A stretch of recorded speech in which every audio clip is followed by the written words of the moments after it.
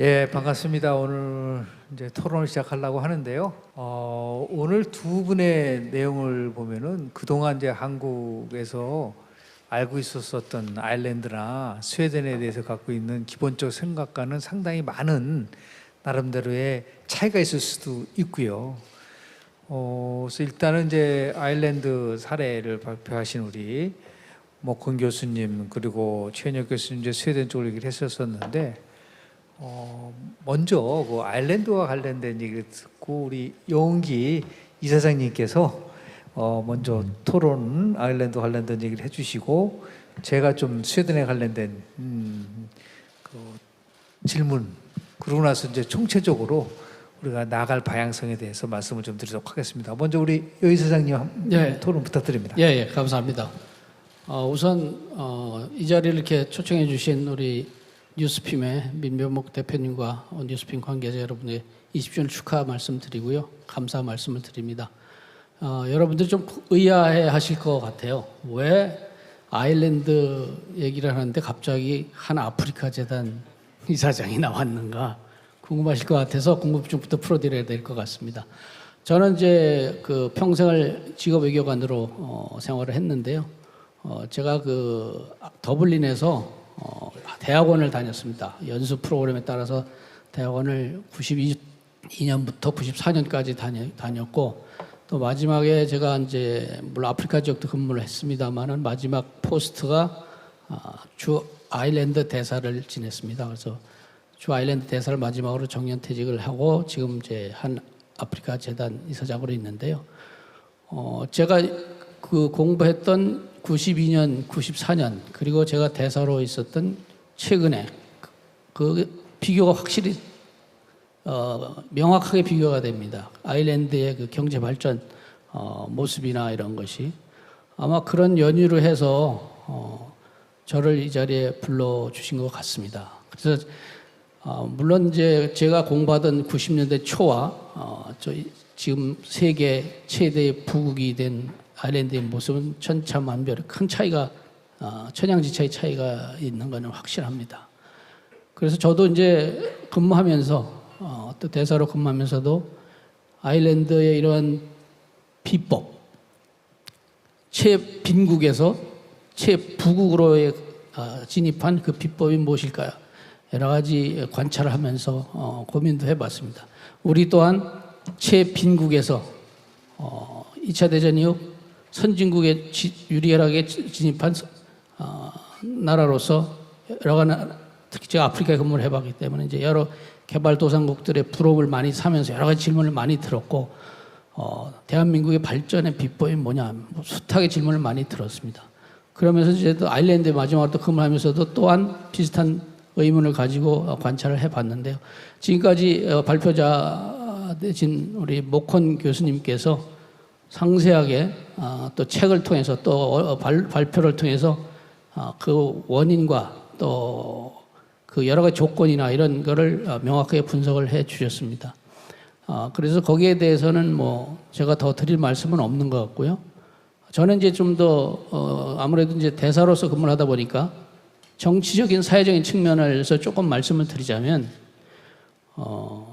아일랜드의 정치나 사회적 토양이 결국은 이러한 경제 발전을 이룩하는데 여러 가지 경제 발전을 위한 여러 가지 정책이나 조치를 취하는데 그 밑바탕은 역시 정치적 안정과 또 사회적 대타협이라는 그런 밑바탕이 깔려 있기 때문에 가능했던 것이 아닌가 이렇게 생각이 됩니다. 그 반면 교사로 우리 쪽을 이제 사회적 조건과 이제 정치적 환경을 따져보면은 명확하게 차이가 납니다. 저희들은 아시는 바와 같이 정치 그러면은 국민들이 다 외면을 하죠. 별로 그렇게 좋은 인상은 안 가지고 있을 겁니다. 일반적으로. 부정적인 인상을 더 많이 가지고 있고 그 이유는 우리나라 정치 시스템에 일단 문제가 있고요. 그 다음에 정치인들의 행태나 이런 것이 또 문제가 있다고 봅니다. 아일랜드의 정치인들과 우리나라 정치인들을 비교해 보면 아일랜드 정치인들은 일단 탈권위적이고요. 그 다음에 아까 뭐 보조관 뭐 이런 인력 문제가 말씀하셨는데 진짜 아일랜드 국회의원들은 일반 시민과 거의 비슷합니다. 별로 그렇게 권위가 있어 보이지도 않고 아주 쉽게 접근이 가능하고 아주 그 스스로 먹고 그런기 때문에 국민들과 더 가까워질 수 있고 또 국민들의 존경을 받는 것 같습니다.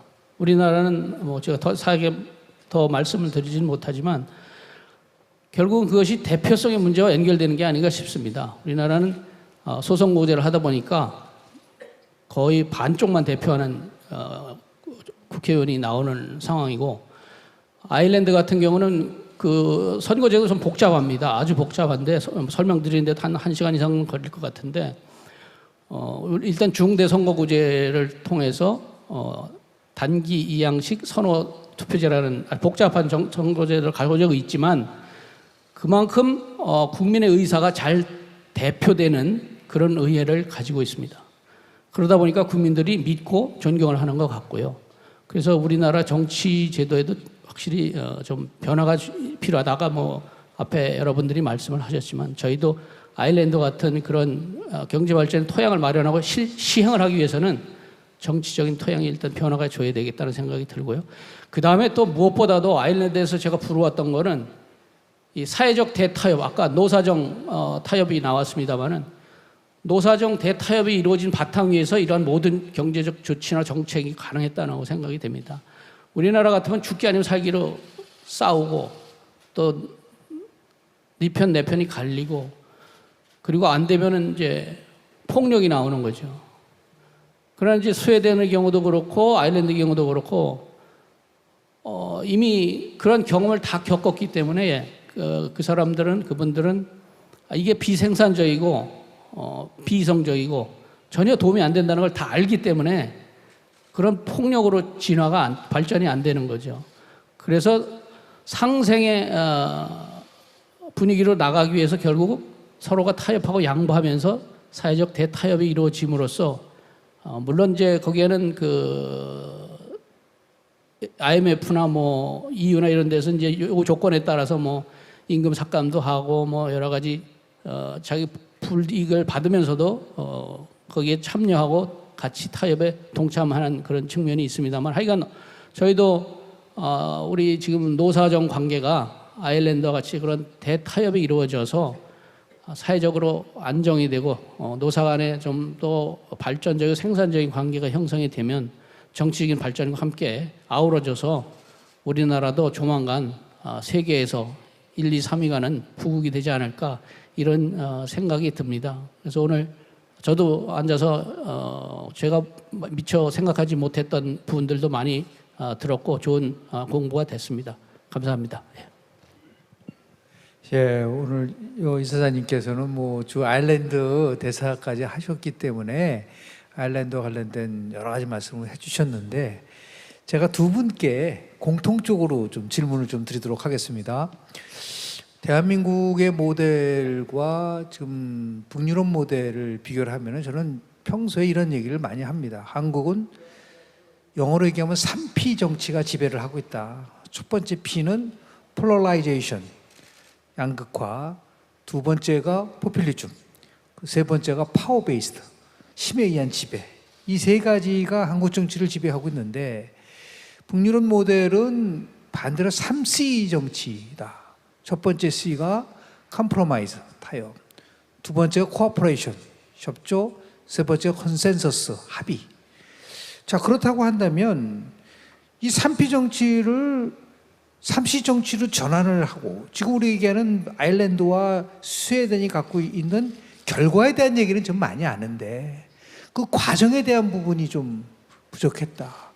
그러니까 이 두 나라가 어떠한 결정적인 이유가 있었을 것이다. 제도도 좋고 리더도 좋고, 특히 이제 스웨덴 같은 경우는 엘란드레 총리가 23년간 통치를 하면서 만들었었던 하르프순드 민주주의, 서스데이 클럽을 포함해서, 그럼 대타협이 필요한데 어떻게 해야지 대타협이 이루어질 수 있느냐라는 부분들. 그래서 두 나라에서 가장 얘기한 결정적 순간에 보여줬었던 정치 리더십의 핵심에 관련돼서 그것을 통해서 우리 사회가 변화할 수 있는 가능성은 있는지, 더 나아가서 그렇기 때문에 그 많은 것보다도 우리가 제도가 모든 거는 맞는 건 아니지만 대한민국에서 가장 먼저 이미디어 프라이어리티, 최우선 항목을 둔다면 어떤 제도를 제일 먼저 바꿔야 되는지에 대해서 좀 두 교수님에게 좀 여쭤보고 싶습니다.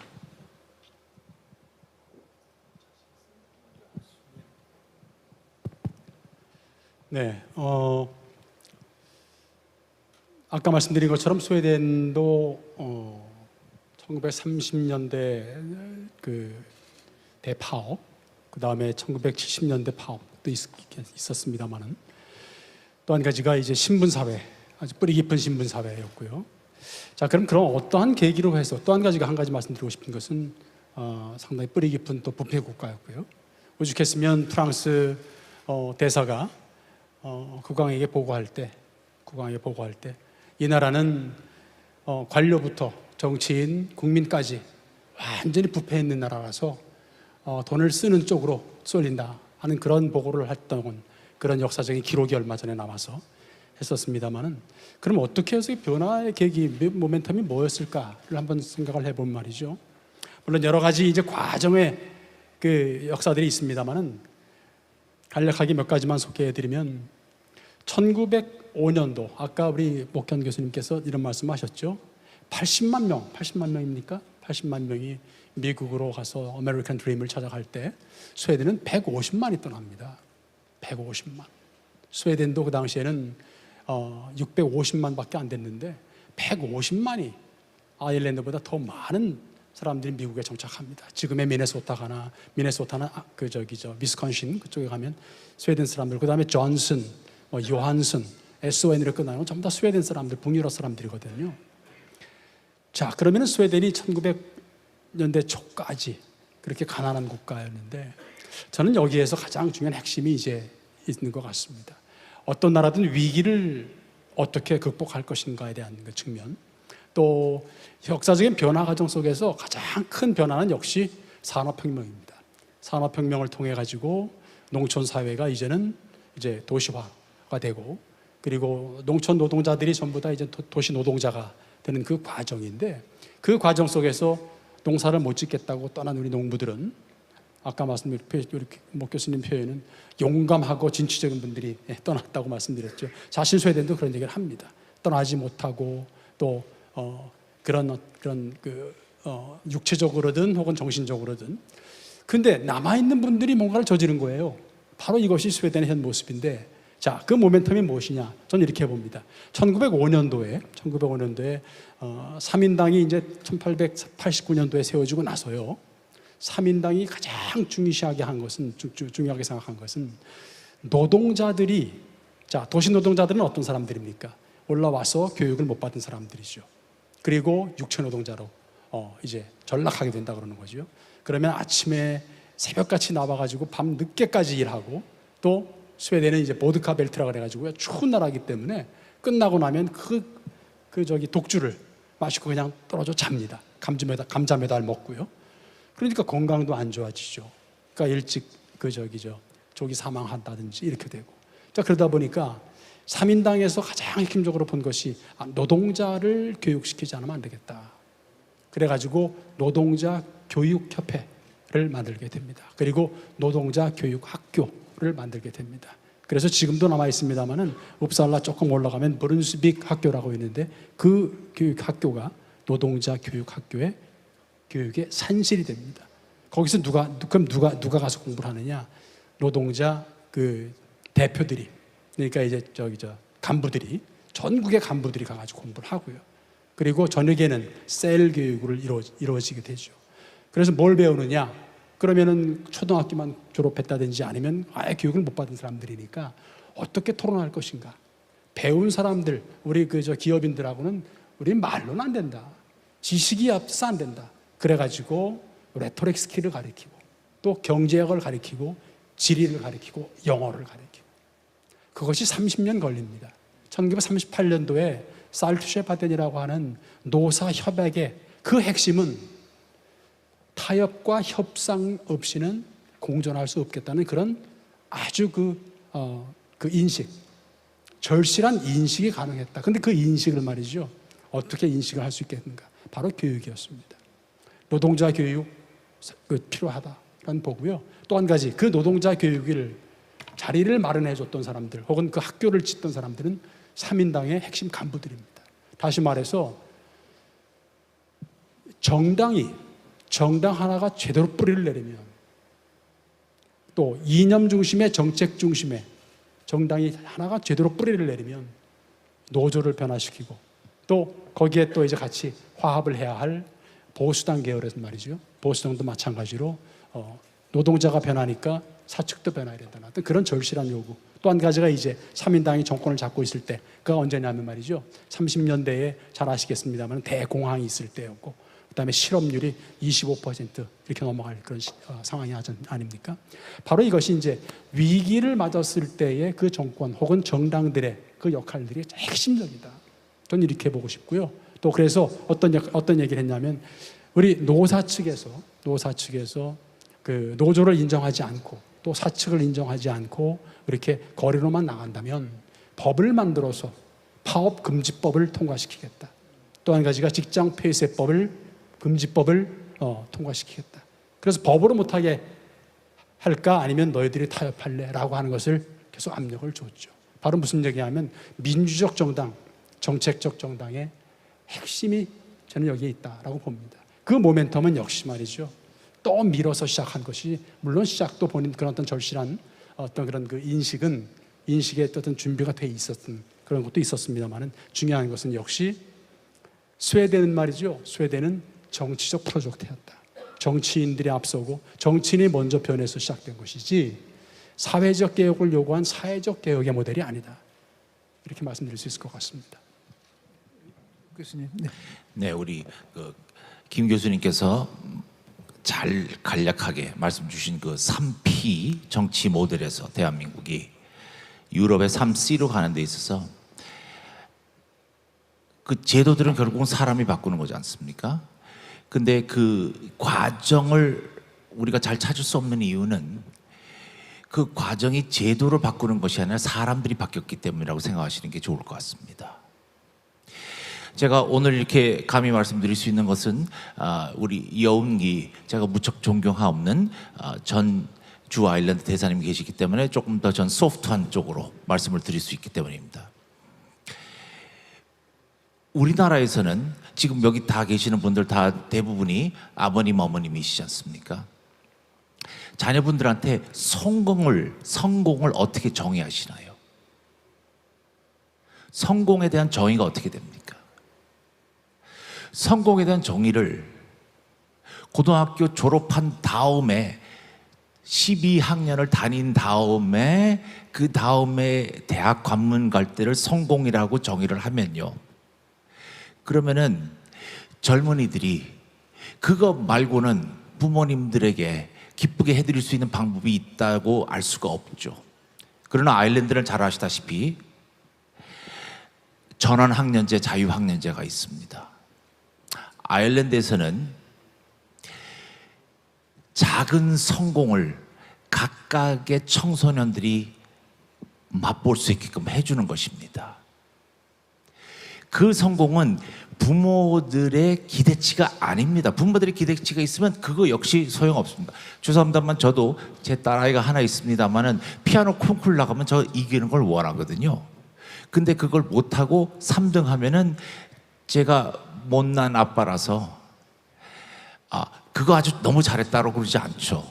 다음에 또 해봐 이렇게 하나의 격려조라고 생각하지만은 결국은 자녀에게는 3등도 안 됐구나라는 것을 인식을 주고 말게 됩니다.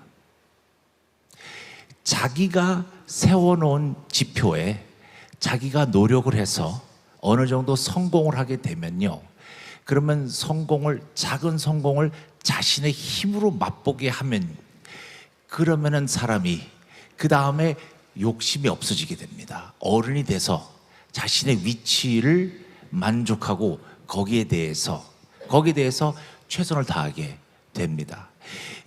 조금 바꿔보겠습니다. 트리니티 대학교의 총장은 임기가 10년입니다. 놀라우실 거예요. 저희들 바로 한 6개월 전에 작년 가을에 신임 총장을 뽑았는데, 저희들은 이제 바티칸처럼 교수들을 하나의 그 건물에 쳐놓고요, 전화기 다 뺏고 문 잠굽니다. 그리고 나서는 후보가 5명이면 5명, 한 사람씩 떨어뜨립니다. 그래서 하루 종일 걸려요.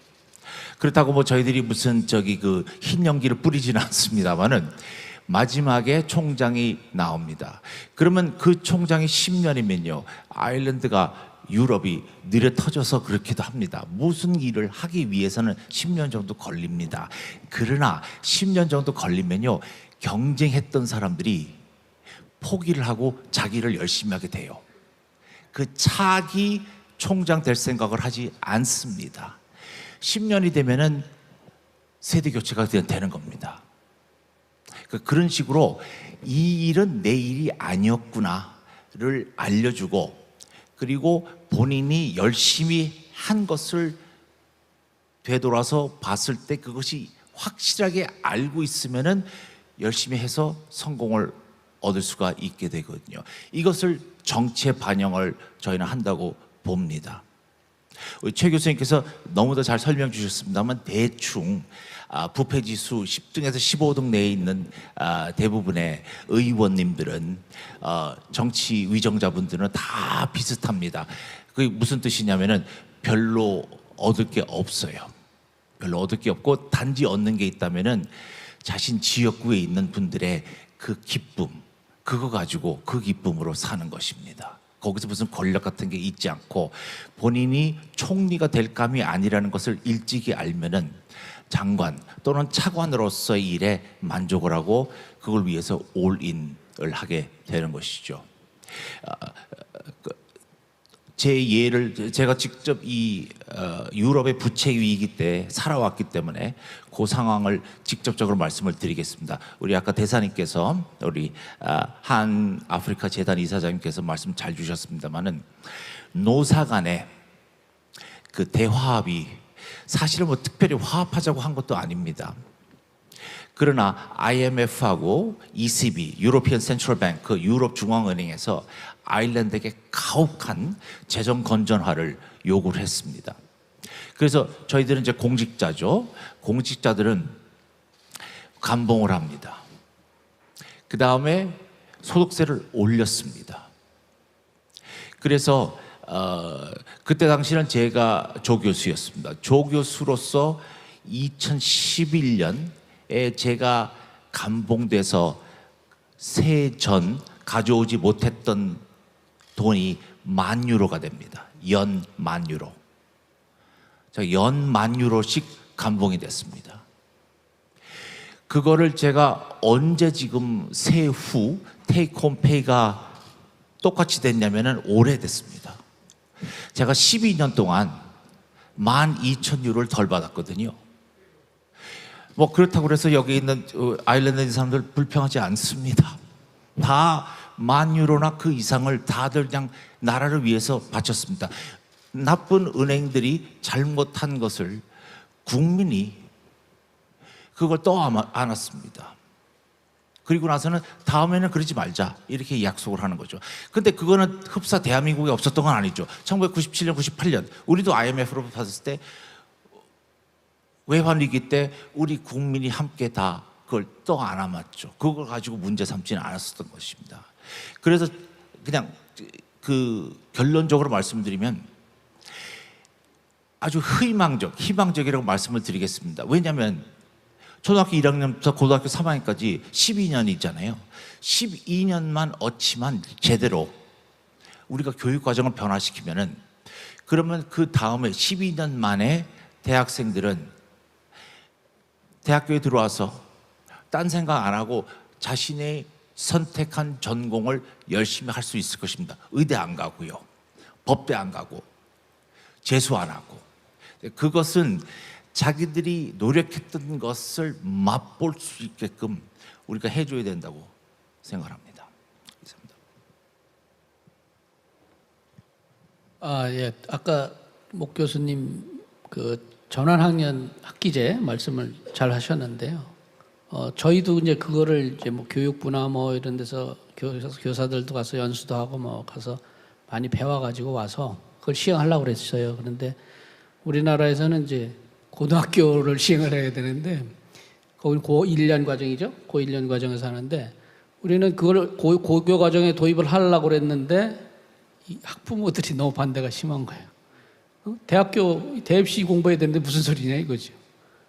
그 바람에 고등학교에서 시행을 못하고 중학교에서 시행을 하는 걸로 제가 알고 있습니다. 이런 측면에서 볼 때 뭔 제도가 좋다고 그래서 다 우리가 따라갈 수 있는 것만이 아니라는 생각이 듭니다. 그래서 우리 형편에 맡겨야 되는데 거기에 더불어서 우리들의 좀 전체적인 학부형들이나 국민들의 인식도 좀 변할 때는 좀 변해야 되는데 이걸 어떻게 변화시켜야 될지 이게 결국은 뭐 전 국민의 몫이면서도 또 정부의 몫이라고 생각이 합니다. 여러 가지 아일랜드에 좋은 제도가 많이 있습니다. 많이 있는데 또 아일랜드가 여러 가지로 저희랑 그 모든 환경, 역사적 환경이나 또 처해 있는 지리적 환경이나 비슷한 점이 너무 많습니다. 제가 거기 근무하면서 생활하면서도 느낀 점이 이 국제적인 역학 관계에 있어서 우리의 위치와 너무나 그 유사한 점이 너무 많아요. 우리의 남북 관계라든지 또 한일 관계라든지 여기 대비해서 북아일랜드 문제와 또 아일랜드와 영국 간의 관계라든지 이런 게 너무나 유사점이 많고 대비되는 게 너무 많은데 그런 걸 보면 아일랜드에서 할 수 있는 일을 우리도 충분히 할 수가 있다는 생각이 들고요. 우리 국민 정서도 또 아까 한과 크랙에 대해서 말씀을 하셨는데 너무나 유사한 점이 많고 그래서 아일랜드에 대해서 좀 더 알고 거기에 좋은 제도들을 가능한 좀 우리가 좀 벤치마킹을 해가지고 우리 국가 발전에 특히 이제 법인세 인하가 사실 여러 가지 그 기업 유치하는데 법인세가 큰 부분은 사실이거든요. 물론 다른 여건이 아까 말씀하신 대로 여러 가지 조건이 또 있습니다만은 지난번에 법인세 인하를 하려고 우리 국회에서 노력을 좀 하신 것 같은데 결국 하나가 돼버려서 안타깝다는 생각이 들었습니다. 그래서 좀 더 들여다보고 이것도 역시 정치 제도에 문제가 있는 것 같아요. 우리 정치 기본적인 토양이 돼 있어야 제도가 도입이 가능한데 지금 우리는 그런 토양을 만들어가는 과정이 아닌가 싶습니다. 일단 토양을 만들어 놓고 그런 좋은 정책도 벤치마킹을 해서 적용을 해야 되지 않을까 이런 생각을 해봅니다.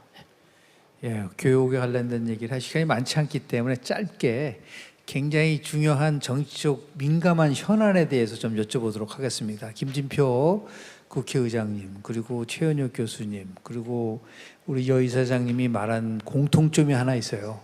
그게 바로 위너테이크스 올의 선거 제도에 대한 변화 없이 대한민국에서는 승자 독식의 극단적 정치가 해결되지 못하고 그렇게 되면 대화와 타협이 불가능하다라는 말씀을 하고 계신데 지금 스웨덴은 뭐 지역구가 없이 그냥 29개 권역으로 나눠서 310명을 뽑고 그런데 그게 우리나라 같은 데서 또 국민들은 소선거제를 훨씬 선호합니다.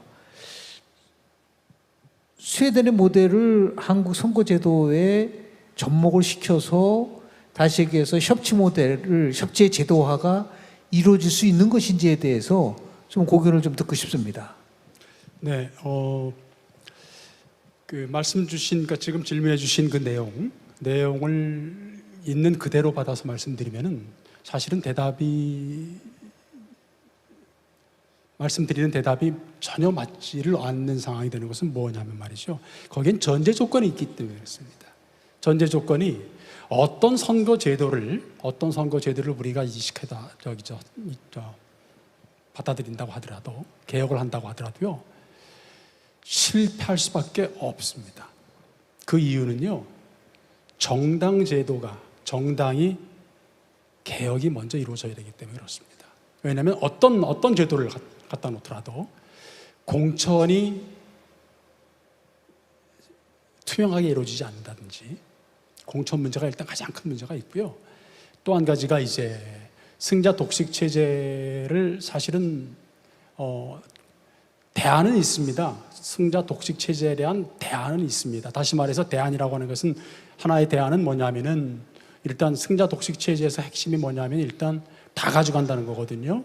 다 가져간다는 건데 또 한 가지의 문제가 3명 이상이 소선구제 내에서 3명 이상이 경쟁할 때는요 50% 과반수를 가져가지 못하는 경우가 많기 때문에 전국적으로 봤을 때 50%를 넘지 못하죠 한 정당이. 그런데 그런 문제를 우리가 해결하기 위해서 혹은 대통령제에서도 마찬가지고요. 그래서 저는 동시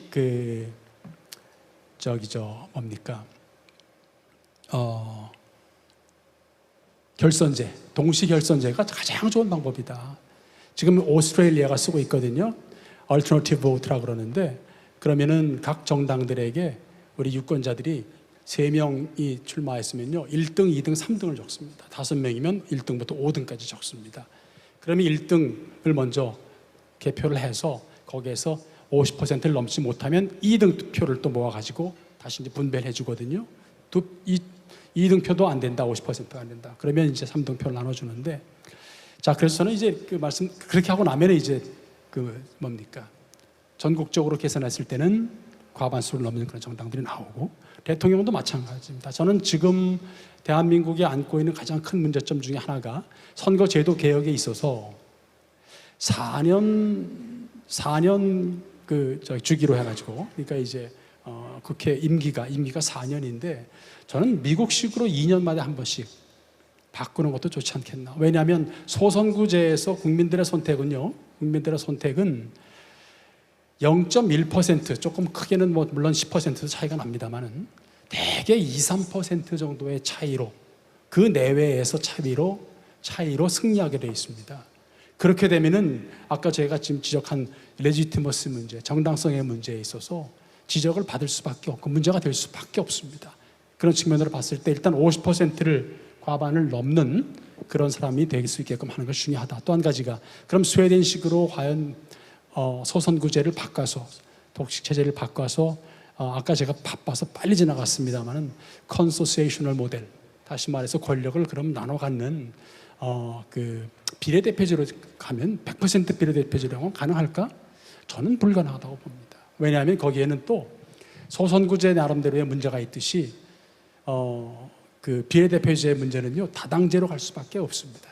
왜냐하면 우리 흔히들 얘기하는 이제 그 threshold라 그러죠. 문턱이라 그럽니다.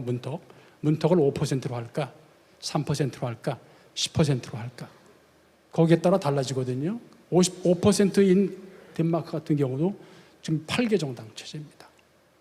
스웨덴은 3%도 8개 정당입니다 하면 어쨌든 낮아지면 낮아질수록, 네덜란드는 없습니다. 없어가지고 13개, 12개 이렇게 정당들이 의회에 전출되어 있거든요. 그래서 어떤 정당 제도든 정당 민주화가 이루어지지 않은 상황 속에서는 저는 퀘스천 마크예요. 그래서 저는 지금 진행되고 있는, 국회에서 진행되고 있는 국회 전 의원 뭐라 그럽니까? 전원 의원이죠. 네, 저는 그래서 조금 부정적으로 보는 것이, 지금 바꾼 것이 4년 전에 바꿨잖아요. 3년 전에 바꿨잖아요. 내년 선거니까. 자, 4년 전에 바꿨습니다. 자, 그러면은 그 다음 또 4년 후에는 또 우리가 안 바꿀 것인가? 왜냐하면 지금 다음 선거를 위해서 개혁하는 거거든요. 그럼 또 4년 후에는 또 바꿔야 됩니다. 왜 이런 자꾸 이렇게 비효율적인 우리가 시스템으로 계속 갈 것인가? 아까 말씀드렸던 전제 조건으로 그래서 제가 다뤘던 것이 ceteris paribus. 큰 틀에서 변화가 없으면 우리는 이 비효율적인 정치를 언젠가 계속 지속적으로 반복할 것이다. 바로 이 지점에서 저는 그 질문에 대한 답변이 조금 뭐라고 해야 되나요? 정확한 답변이 아니겠고요. 네. 아닙니다. 뭐 정답은 없지만 실은 제가 이번 주 토요일 날 쓰는 칼럼의 내용과 거의 일치해요. 다시 한번 공부를 받아. 뭐 그런 생각하실 때, 아주 짧게 아일랜드에 네, 짧게 정치 제도와 관련돼서 좀 주목할 만한 제도가 있다면. 우리 그 이사장님께서 말씀을 하신 대로 그냥 말씀을 드리면요, 아일랜드는 중대선거구제입니다. 한 선거구에서 2명, 3명 나올 수 있습니다. 뽑는 방법은 최 교수님 말씀하신 것처럼 동시결선제입니다. 1등부터 10등까지 다 적어 넣습니다. 그래서 각 의원이 50%가 될 때까지 계속 세고 또 세고 또 셉니다.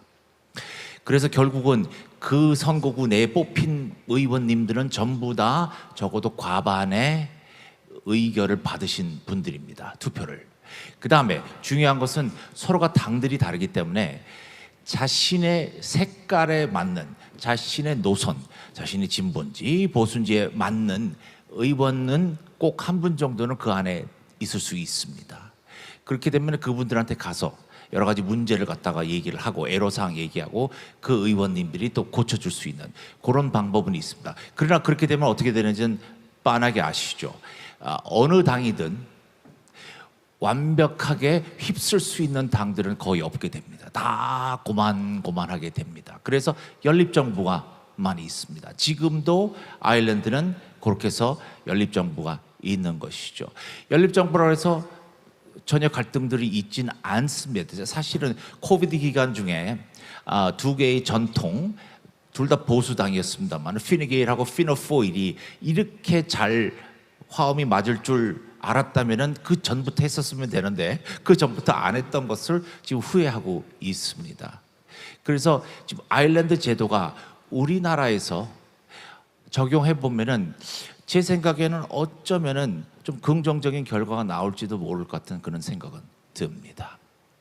제가 개인적으로 대한민국과 다른 선진의회 민주주의를 구현하고 있는 나라의 정치 지도자에 대한 평가를 할 때 가장 많이 쓰는 용어가 우리 지도자들이 갖고 있는 철학의 빈곤이라고 저는 과감한 말씀을 좀 드립니다.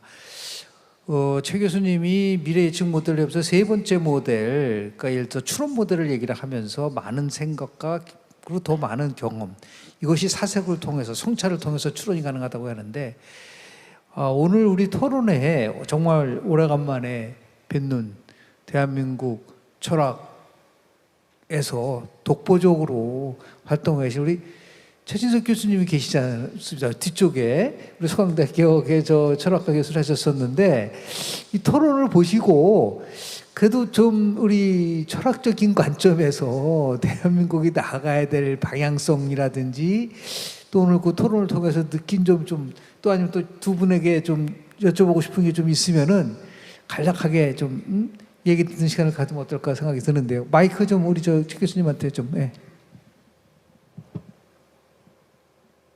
갑작스럽습니다. 네, 감사합니다. 근데 저는 이 우리나라의 어느 사회에서나 가장 중요한 것은 사실 정치고 정치의 인력을 공급하는 노선이 교육입니다. 그래서 저는 한국 정치를 만약에 낮은 점수를 줘서 실패한 정치라고 말한다면 교육의 실패하고 매우 밀접하게 연관된다. 그래서 저는 이 한국 정치의 개혁을 할 때는 우리가 정치를 담당하거나 정치를 담당한다는 것은 플레이어도 해당되지만은 유권자들도 해당되죠. 이런 사람들의 교육이 시급하다라고 저는 생각합니다. 그래서 지금 정치 영역에서 무엇을 해본다면은 우리나라는 지금 대의제를 기본으로 하기 때문에 정당이 가장 정치에서는 핵심인데 저는 모든 우리나라의 정치의 혼란은 이 정당의 혼란에서부터 시작되고 이 정당의 혼란은 정당을 운영하는 사람들이 교육받지 않은 상태에서 정당을 운영하기 때문이다라고 이렇게 저는 진단을 하고 있는데요. 우리나라 정당은 사실은 정당이라기보다는 대통령 제조 공장으로 전락한 지 이미 오래입니다. 그래서 이 아일랜드나 스웨덴의 정당을 이야기하면서 거기에 대한민국의 정당을 같이 나란히 놓고 견주는 거는 좀 수준 차이가 너무 많이 난다. 그래서 지금 대한민국 정당은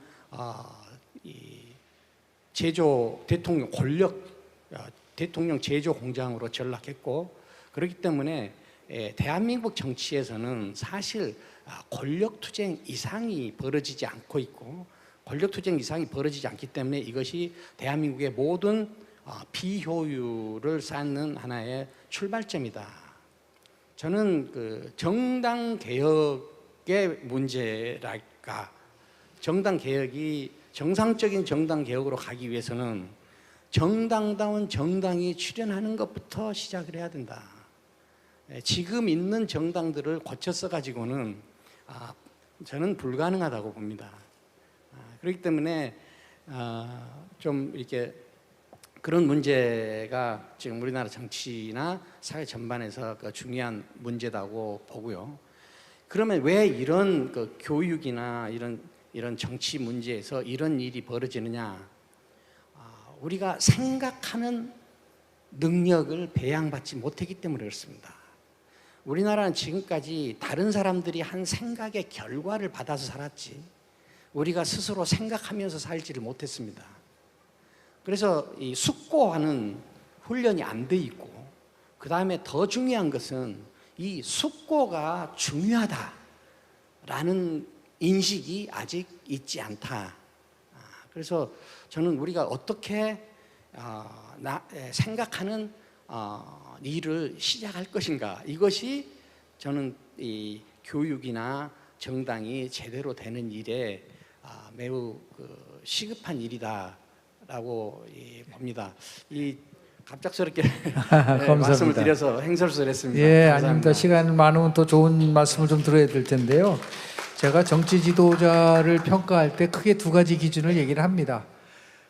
통찰력과 추진력이라고 말씀을 좀 드리고 싶은데요.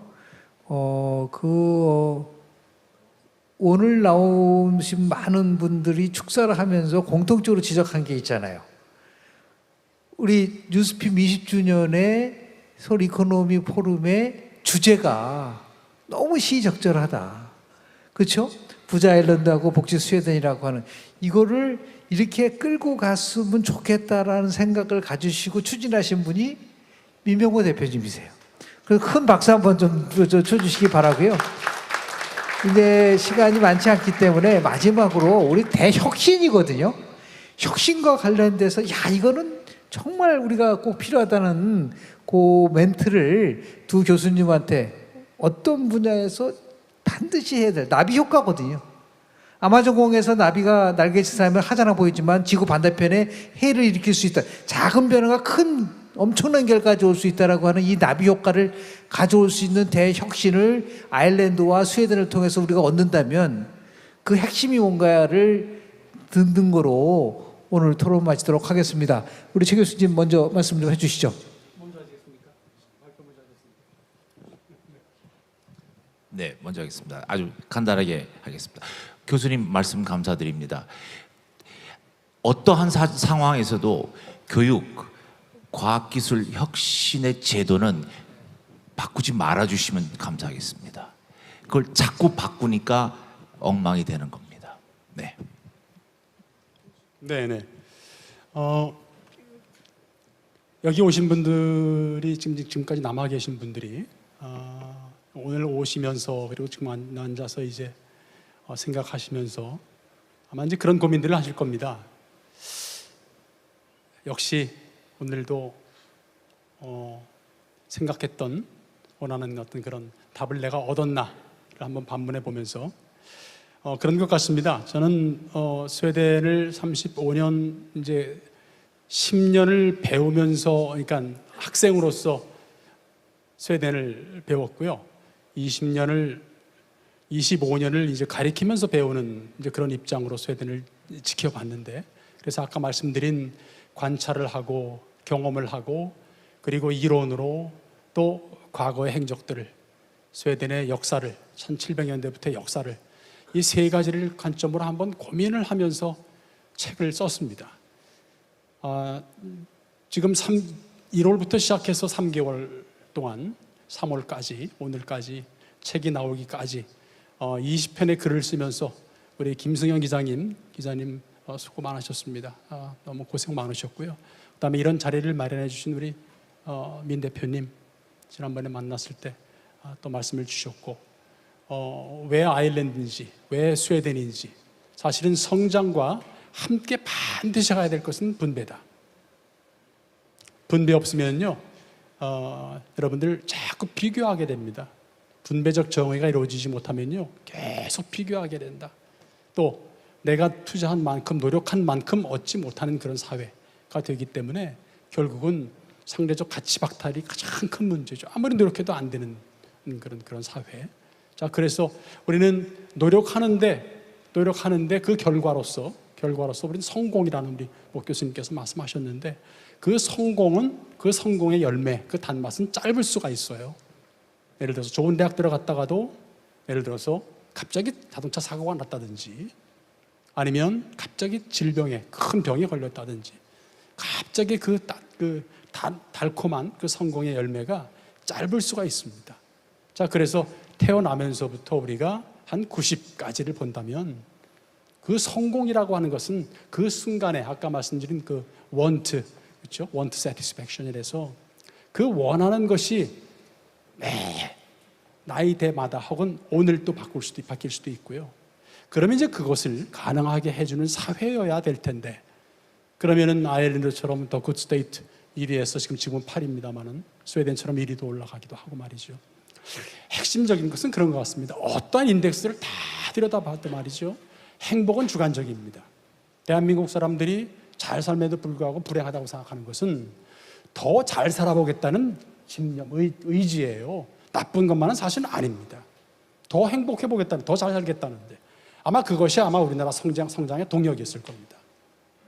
그런데 그렇다면은 나뿐만이 아니라 옆에 함께 우리 학급, 교우, 친구들, 이웃, 그렇죠? 그 옆에 또는 동네 분들, 우리는 너무 많은 분들이 아직도 우리는 잘 사는 사람, 우리 잘 사는 그 국가 사회임에도 불구하고 그늘들이 많이 있거든요. 그 그늘들을 우리가 많이 이제 줄이기 위한 노력이 되어야 될 텐데 말이죠. 그 혁신의 핵심은 간단하게 한마디 하겠습니다. 그래서 시작은 결론은 사실 그런 것 같습니다. 모든 것을 개인부터 제도 바꾼다, 정책 바꾼다. 더 중요한 것은 역시 우리 안에 들어있는 그 편안함을 하나하나씩 놓을 때 더 큰 어떤 그 도움을 주장할 수 있을 것 같습니다. 네. 마지막으로 우리 영훈기 사장님 말씀 부탁드리겠습니다. 예, 감사합니다. 오늘 토론이 정치 토론은 아니지만 아까 제가 말씀드리려다 좀 못 드렸는데 아까 선거제도 얘기할 때 대표성 말씀을 드렸습니다만 사실 산술적인 대표성도 중요하지만 또 한 가지 저희가 간과할 수 없는 것은 질적인 대표성이 또 더 중요하다고 생각이 됩니다. 저희 정치인들을 보면 이제 국민의 대표라고 강조를 많이 하면서 국민과 동행한다는 얘기도 많이 합니다. 그러면서 국민들과 동행하는 건 좋은데 같이 거리에 나서서 같이 그렇게까지 동행하는 걸 국민들이 과연 원하는 것, 그런 대표성을 원하는 것인가? 제가 착각인지는 모르지만 진정한 대표성은 그러한 국민들의 욕구나 불만 이런 거를 그 단계를 뛰어넘어서 한층 뛰어넘어서 저다 정제되고 절제된 가운데 그 문제를 해결할 수 있는 방안을 가진 대표성을 국민들이 원하는 게 아닌가 이런 생각이 듭니다. 그리고 이제 끝으로 본론으로 다시 들어와서요. 아일랜드, 스웨덴 경제, 복지 다 좋습니다. 좋은데 모든 일에는 음과 양이 있게 마련입니다. 그래서 아일랜드의 세계 최고의 부국이 되는 과정에서 또 여러 가지 문제점도 있습니다. 그걸 저희가 타산지석으로 삼아서 그런 실수를 같이 범하지 않는 것도 중요하다고 생각을 합니다. 우선 외국 기업들이 많이 투자를 하고 들어오다 보니까 경제가 해외 의존도가 너무 높습니다. 그래서 해외 경제 변화에 국제 경제 환경 변화에 너무 민감하게 왔다 갔다 하는 그런 단점이 있다는 점도 저희가 간과하면 안 되겠고요. 그리고 해외 기업들이 많이 들어오면서 외국인 근로자나 외국인 기업인들이 많이 들어오다 보니까 부동산이 너무 과열되어 있습니다. 그래서 부동산 가격이 천정부지를 솟고 있고 또 교육 문제도 또 나옵니다. 교육도 교육 환경이 일부 교육비가 또 많이 들고 또 일부 공교육이 또 무너지는 경향도 보이고 있고요. 그래서 그런 부작용도 저희가 같이 보면서 그러한 시행착오를 겪지 않도록 저희가 어떤 제도를 도입할 때도 그걸 좀 유념해 둬야 되지 않을까 이런 생각을 해봅니다. 예, 고맙습니다. 예, 시간이 너무 촉박해서 플로어에 질문을 못 받은 거 양해해 주시고요. 우리 최현혁 교수님 1960년생이시라고 하셨는데 1960년에 대한민국 1인당 GDP 80달러였습니다. 그런데 지금은 3만 달러가 넘었거든요. 그 기적이죠. 이제 우리가 3만 달러를 넘어 5만, 7만, 10만으로 갈 수 있는 이 지혜를 오늘 이 토론을 통해서 뉴스핌이 만드신 이 귀한 자리를 통해서 얻은 지식이 대한민국의 대혁신을 이룰 수 있는 아주 좋은 계기가 되기를 진심으로 바라면서 토론에 참석해 주신 우리 두 교수님 그리고 멀리서 영기 사장님한테 감사드리면서 토론 마치도록 하겠습니다. 고맙습니다.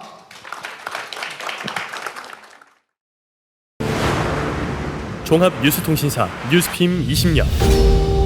이제는 성년으로 성장했습니다.